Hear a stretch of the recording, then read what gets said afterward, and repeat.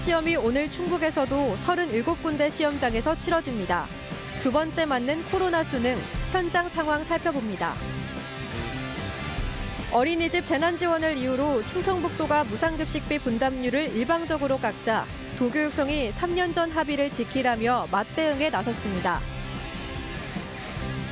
혐오 시설인 화장장이 들어선 마을에 제천시가 보조금 100억 원을 줬는데 주민 간 갈등으로 성과도 없이 방치되고 있습니다. 이시종 지사 재임 기간 투자 유치 100조 원을 돌파했다고 충청북도가 밝혔습니다. 충북의 산업 구조가 제조업 중심으로 탈바꿈하고 있습니다. 여러분 안녕하십니까? 계속해서 뉴스투데이 충북 소식입니다. 어제 충북 코로나19 발생 현황부터 알아보겠습니다. 신규 발생 확진 환자는 16명입니다. 지역별로는 청주 4명, 충주 1명, 음성 1명, 진천 4명, 증평 2명, 보은 4명이 확진됐습니다. 충북 누적 환자는 8,455명, 충북 누적 사망은 88명입니다. 2022학년도 대학 수학능력 시험이 잠시 뒤 충북도 내 37군데 시험장에서도 일제히 시작됩니다. 작년에 이어 올해도 코로나 상황 속에서 치러지게 됐는데요. 시험장에 나가 있는 취재 기자 연결해 보겠습니다. 김은초 기자, 현장 상황 전해 주시죠. 네, 청주 세광고등학교에 나와 있습니다. 이른 시각부터 긴장한 표정의 수험생들이 하나둘 들어서고 있습니다. 입실 마감까지는 50분 정도 남았는데요. 들어갈 때 발열 검사를 받아야 해서 일찌감치 도착하는 수험생들이 늘고 있습니다. 현재 청주의 기온은 6도로 평년보다 3도 정도 높아 수능 한파는 비껴갔습니다. 충북에서는 37곳 시험장에서 12,600여 명이 시험을 치르는데요. 시험은 8시 40분 국어 영역을 시작으로 제2외국어 영역까지 모두 응시할 경우 오후 5시 45분에 마칩니다. 특히 오후 1시 10분부터 25분 동안은 영어 듣기 평가가 진행되기 때문에 시험장 주변에서는 소음에 주의해야 합니다. 시험장에 들어갈 때 발열 등의 증상이 있으면 시험장에 마련된 별도 시험실에서 보게 됩니다.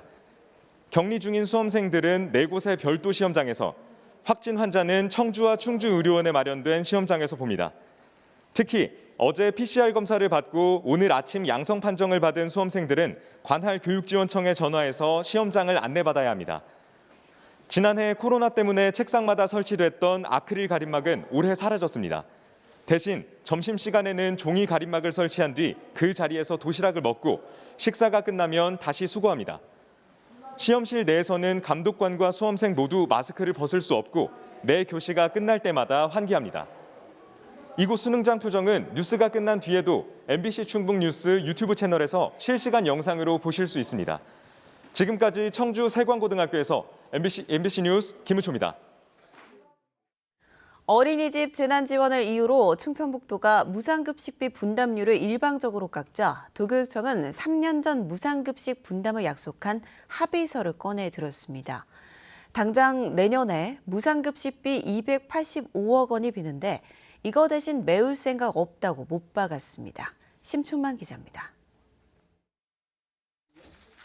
3년 전 충청북도와 도의회, 도교육청의 대표가 동시 서명한 합의서입니다. 무상급식 식품비의 75.7%를 충청북도가, 나머지를 도교육청이 부담한다는 내용입니다. 충청북도 교육청이 이 합의서를 도민 앞에 다시 꺼내 보였습니다. 어린이집 재난지원 누가 할 거냐를 두고 갈등을 빚던 충청북도가 분담 비율을 40%로 일방적으로 낮춰 내년 본 예산을 편성하자 도교육청은 도민과의 약속부터 지키라며 맞불을 놓는 것입니다. 이번 약속 파기로 생겨날 혼란과 갈등이 우리 아이들에게 또 다른 피해로 고스란히 돌아가지 않을까? 충청북도의 분담률 축소로 당장 내년에 부족한 무상급식 식품비는 285억 원. 도교육청은 당장 급하다고 대신 메울 생각은 없다고 했습니다. 무상급식에 차질이 생길 것으로 저희들은 예상을 하고 있습니다. 도교육청에서 그거를 급탄대를 일단 메꾸겠다 이런 생각은 없는 거죠? 네, 현재로서는 그럴 생각이 없습니다. 또 무상급식 예산 공백이라는 난처한 상황이 어린이집 재난지원의 협상 카드도 될 수 없다고 미리 못 박았습니다.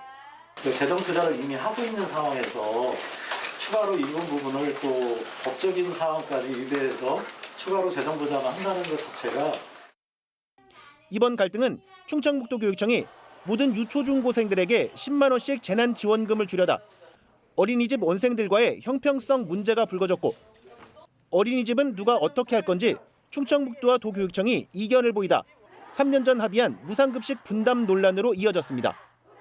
한편 충청북도는 예산 여력이 없다며 물러설 생각이 없다는 입장을 재차 밝혔습니다. MBC 뉴스 심충만입니다. 충청북도가 이시종 지사 재임 기간 투자 유치 100조 원을 돌파했다고 발표했습니다. 반도체와 2차 전지, 바이오 등 제조업 중심의 산업 구조가 강화되고 있는데요. 인력 공급, 정주 여건 조성은 여전히 숙제로 남아 있습니다. 신병관 기자입니다. 충청북도 기업인의 날 행사. 충북에 투자를 결정한 세계 기업과의 협약식도 함께 열렸습니다. 하나솔루션과 파워마스터 반도체는 생산 라인을 증설하고 성남에 본사와 공장이 있는 바이오플러스는 음성의 바이러스 치료제 공장을 새로 짓고 기존 공장도 이전하기로 했습니다. 생산 시설이나 부지나 이런 게 너무 좁아서 좀 확장 이전하는 데 이제 도움이 되고 또 세제 이전도 그 혜택도 좀 도움이 되고 여러 가지 이제 효과를 노리고 왔습니다. 충청북도가 이시종 지사 재임 기간 투자 유치 100조 원을 돌파했다고 발표했습니다.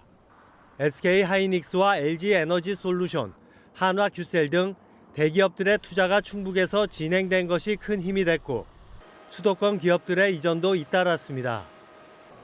호주 히토류 생산기업 유치도 주요 성과로 꼽았습니다.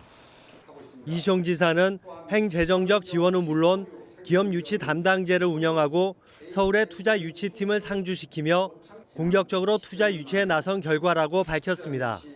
자원이 절대 부족한 우리 충북은 투자 유치만이 경제를 살리는 유일한 길이라는 생각으로 그동안 투자 유치에 온 힘을 쏟아왔습니다.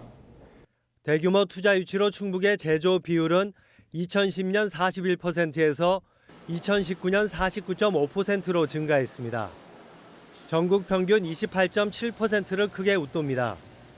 제조업 중심의 산업 구조는 코로나19 상황에서도 충북이 고용 등에서 다른 지역에 비해 선전할 수 있는 기틀이 됐습니다.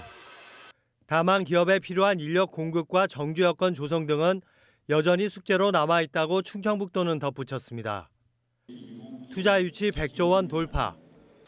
대한민국 제조업을 책임지는 주축의 하나로 충청북도가 성장을 거듭하고 있습니다. MBC 뉴스 신병관입니다. 조기령 충주시장이 내년 6월 지방선거에 출마하겠다고 밝혔습니다. 조기령 충주시장은 기자간담회를 통해 문화, 관광, 생태, 건강도시 조성을 위한 구체적 사업을 추진하겠다며 3선 출마 의지를 밝혔습니다.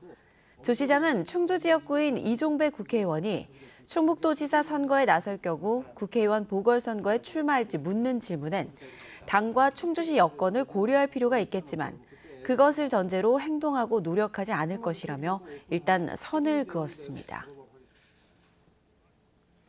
충북 10개 시군에 지부를 둔 공무원 노동조합 충북본부가 기자회견을 열고 투개표 선거사무제도 개선을 촉구했습니다. 이들은 선거관리위원회가 지방공무원, 특히 기초자치단체 공무원들에게 선거사무를 강제 할당하는 것도 모자라 최저임금에도 못 미치는 수당을 주고 있다고 주장했습니다. 또 대체 휴무와 특별휴가 제공, 수당 인상 등 현행 제도가 개선되지 않을 경우 투개표 사무를 거부하겠다는 충북조합원 5,106명의 서명을 받았고 이를 각 지자체에 제출할 것이라고 밝혔습니다. 대표적인 혐오 시설인 화장장이 들어선 마을에 제천시가 주민끼리 사업을 해보라며 10여 년 전 보조금 100억 원가량을 지급한 적이 있습니다. 그런데 현재 마을 사업은 사실상 사라지고 돈을 들여 세운 시설물은 방치되고 있습니다. 허지희 기자가 보도합니다. 제천시 송악면에 지어진 초대형 축사. 최대 600마리까지 들어갈 수 있는 규모지만 텅 비어 있습니다. 사육한 흔적은 남았지만 몇 마리가 언제 나갔는지조차 알 수 없습니다. 축사 운영 주체는 지난 2008년 이 마을 주민들이 세운 영농조합법인. 당시 제천시는 한우 영농조합법인 설립과 우사 설치 등의 시 보조금 100억 원을 지급했습니다. 마을에서 2km 떨어진 곳에 화장장이 들어선다는 이유로 땅을 내주고 협조한 주민들에게 수건 사업을 해보라며 지원한 겁니다. 하지만 사업비 배분 문제로 마을 내 고소고발이 끊이지 않자 맡겼던 화장장, 식당, 매점 관리 운영권을 회수하고 2015년 이후 약속했던 추가 보조금 지원도 중단했습니다. 운영을 하다 보니까 조금 미스가 있었지. 그래서 좀 유족들한테 서운하게 하는 적도 있었고 뭐 이래가지고 그게 좀 문제가 되니까 시에서 이제 인수하게 다시 원상복귀시키는 거예요. 주축이었던 한우 사업마저 임원진 교체와 부실 경영을 거듭해 9년 전 300여 마리던 한우는 현재 한 마리도 남아있지 않은 상황. 이 때문에 회계장부를 공개하라는 소송과 함께 각종 고소고발이 이어지는 등 아직도 한우의 행방을 묻는 플래카드가 마을 입구에 붙어 있습니다. 올해 초 법인 재산의 거래를 제한하는 조치를 한 이후 제천시도 사실상 손대지 못하고 있습니다. 중요재산에 대해서 부기 등기를 하라고 저희가 이행 촉구를 계속 공문을 보냈습니다. 그래서 지난 3월 29일에 그 보조금으로 취득한 토지와 건물에 대해서 부기 등기를 이행한 것을 확인하였습니다. 기피시설 설치를 위해 성급히 지원한 각종 보조 사업. 10여 년이 흐른 현재 대표적 세금 낭비의 표본이 됐습니다. MBC 뉴스 허지입니다. 2018년 대규모 열차 지연 사태를 일으켰던 KTX 오송역 단전 사고의 책임이 결국 법정에서 가려지게 됐습니다. 한국철도공사와 국가철도공단이 손해를 배상하라며 당시 공사를 했던 충청북도를 상대로 각각 억대 소송을 건 건데요. 충청북도는 책임이 없다는 입장이어서 치열한 공방이 예상됩니다. 정재현 기자가 취재했습니다. 오송역 단전 사고는 운행 중인 KTX 열차가 고정장치에서 빠진 채 매달려 있던 절연 조가선과 충돌하면서 발생했습니다. 조가선은 연결된 전기 공급선에 수평을 잡아주는 역할을 하기 때문에 문제가 생기면 전기가 자동 차단됩니다. 이 사고로 당시 열차 129대 운행이 길게는 8시간 가까이 지연돼 승객들이 큰 불편을 겪는 등 대혼잡이 빚어졌습니다. 한국철도공사가 피해를 본 승객들에게 지급한 보상비만 8억 2천만 원, 조가선 재설치 등 전력 복구에도 약 6억 원을 썼습니다. 여기에 파손된 열차 수리비와 구원 열차 운행 비용 등 한국철도가 산정한 오송역 단전 사고 총 손해액은 15억 5,900만 원에 달합니다. 한국철도공사가 이 손해를 배상하라며 충청북도와 조가선 시공업체, 감리단을 상대로 소송을 제기했습니다. 단전 사고가 발생한 날 충청북도가 발주한 절연 조가선 교체 공사가 있었고 이 공사가 설계도면과 다르게 진행되는 바람에 문제가 생겼다는 주장입니다. 관련 수사와 재판에서 조가선 부실 시공이 확인된 데 따른 것입니다. 배상 청구액은 일단 5억 원으로 잡았습니다. 5억만을 청구한 것이 아니라 추후 소송 절차에서 감정 등을 거쳐 정확한 손해액을 산정한 다음 청구 금액을 확정하기 위해 일부 청구한 것입니다. 국가철도공단도 1억 원의 손해배상 청구 소송을 충청북도에 제기했습니다. 당시 단전 사고로 열차 운행에 차질을 빚은 SR이 공단에 소송을 걸자 충청북도와 한국철도 양쪽 모두를 원인 제공자로 지목한 겁니다. 충청북도는 두 소송 모두 어떤 책임도 인정할 수 없다며 맞서고 있습니다. 먼저 사고를 유발한 혐의로 기소된 공사 관계자 4명이 전원 대법원에서 무죄 확정 판결을 받은 점을 근거로 삼고 있습니다. 법원은 사고의 직접적인 원인이 됐다고 단정할 수 없다며 부실 시공과 단전과의 인과관계를 인정하지 않았습니다. 또 감사원 감사에서 당시 한국철도공사의 대피 지연, 판단 착오에 따른 구원열차 철수 번복 등 여러 문제점이 지적된 만큼 사고를 키운 건 한국철도라며 반박했습니다. 문제가 된 조가선 교체 공사도 당시 철도공단이 거부해 민간에서 진행한 것이라는 주장입니다. 철도를 관리하는 국가철도공단이나 유지관리 업무를 담당하고 있는 한국철도공단에서 책임을 져야 할 부분이지 충북도에서는 책임질 사안이 아니라고 봅니다. 형사와 민사 책임은 다르다며 감사원 지적사항을 포함해 종합적인 판단을 받아봐야 한다는 게 한국철도공사의 입장. 대규모 단전 사고를 둘러싼 책임 공방은 사퇴 3년 만에 법정에서 가려지게 됐습니다. MBC 뉴스 정지영입니다.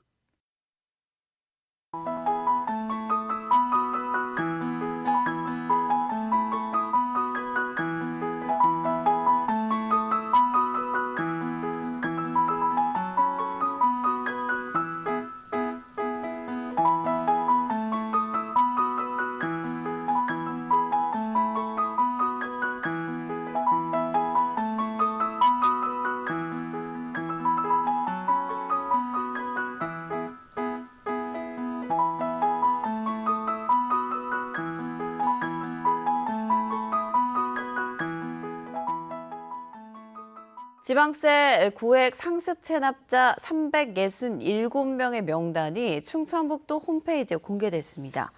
개인이 179명, 법인이 188명이며 체납액은 113억 6,900만 원입니다. 이 가운데 1억 원 이상 체납한 개인은 5명이며 금액은 8억 5,800만 원, 법인은 10곳, 16억 1,100만 원입니다.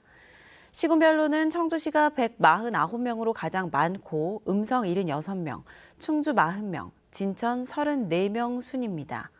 충청북도는 고액 상습 체납자 명단 공개와 함께 은닉재산 추적, 출국 금지, 관어사업 제한 등 강력한 행정 제재와 체납 처분을 할 방침입니다.